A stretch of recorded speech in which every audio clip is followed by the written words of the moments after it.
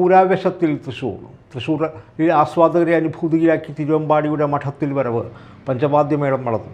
മുണ്ടത്തിക്കോട് വെടിക്കെട്ട് പുര അപകടത്തിൻ്റെ പശ്ചാത്തലത്തിൽ പൂരം വെടിക്കെട്ട് ഒഴിവാക്കി ആചാരപരമായി മാത്രമാണ് പൂരം നടക്കുന്നത്. 11:30 ആരംഭിച്ച തിരുവമ്പാടിയുടെ മഠത്തിൽ വരവ് പഞ്ചവാദ്യത്തിൽ പൂരനഗരി അലിഞ്ഞു.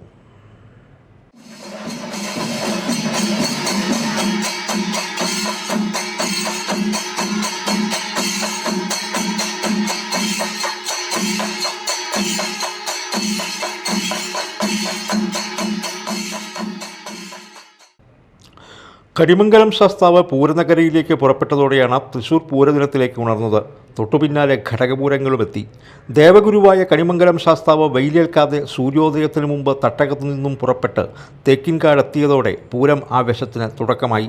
വലിയാലുക്കൽ കുട്ടിശങ്കരനാണ് കോലമേറ്റിയത്. ജിതിൻ കല്ലാറ്റായിരുന്നു മേളപ്രമാണി. പിന്നാലെ പനമുക്കുംവള്ളി ശാസ്താവും വടക്കുംനാഥനിലെത്തി.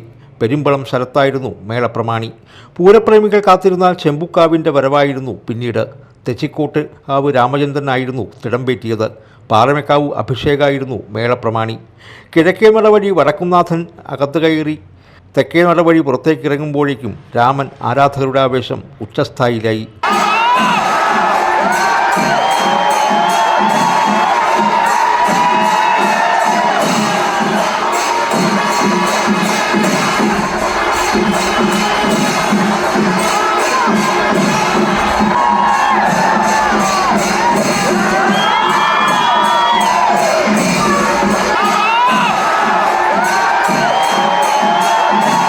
ഒൻപത് ആനകളുടെ അകമ്പടിയോടെയാണ് കാരമുക്ക് ഭഗവതി വടക്കുംനാഥനിലെത്തിയത്.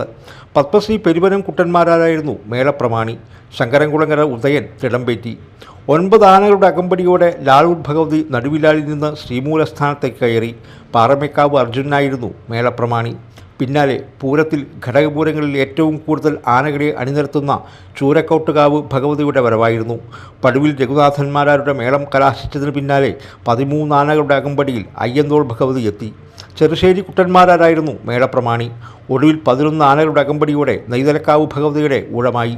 ഇതിനിടെ 11:30 ആരംഭിച്ച തിരുവമ്പാടിയുടെ മഠത്തിൽ വരവ് പഞ്ചവാദ്യത്തിൽ പൂരനഗരി അലിഞ്ഞു. Media time, Thrissur.